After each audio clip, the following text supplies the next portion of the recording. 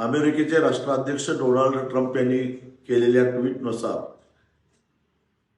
Bharat America व्यापार कराराला संमती मिळालेली आहे. हा मुक्त व्यापार करार जर झाला तर खऱ्या अर्थानं भारतीय शेतकऱ्याचं कंबरड मोडणार आहे. कारण या मुक्त करारानुसार अमेरिकन शेतकऱ्यांनी उत्पादित केलेला मका असेल, सोयाबीन असेल, त्याचबरोबर दुग्धजन्य पदार्थ असतील, कापूस असेल, इथेनॉल असेल, हे सारे काजू असेल, हे सारे आयात होणार आहे. शून्य आयात करानं आयात होणार आहेत. आधीच अमेरिकन शेतकऱ्याकडे प्रचंड अशी आर्थिक शक्ती आहे. अमेरिकन सरकार भरमसाठ सबसिड्या देत असतं, तांत्रिक सहाय्य करतं, त्यांच्याकडं प्रगत असं तंत्रज्ञान आहे. शिवाय GM टेक्नॉलॉजीचा सर्रास ते उपयोग करतात, ज्याची भारतामध्ये बंदी आहे, संशोधनाला सुद्धा बंदी आहे. अशा परिस्थितीमध्ये मुक्त स्पर्धा होऊ शकत नाही.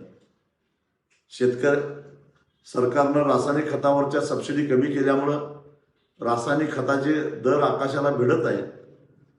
पर्यायानं भारतीय शेतकऱ्यांचा उत्पादन खर्च वाढत चाललेला आहे आणि GM तंत्रज्ञानाचा वापर करण्याचा अधिकार नसल्यामुळं उत्पादन वाढायला तयार नाही.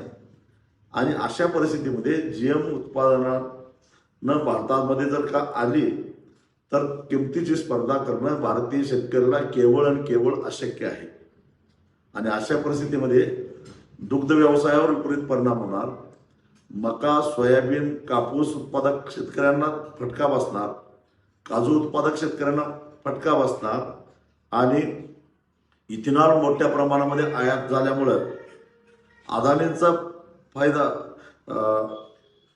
अंबानीचा फायदा होईल, रिलायन्स इंडस्ट्रीचा फायदा होईल, पण भारतीय साखर उद्योग मोडून पडेल.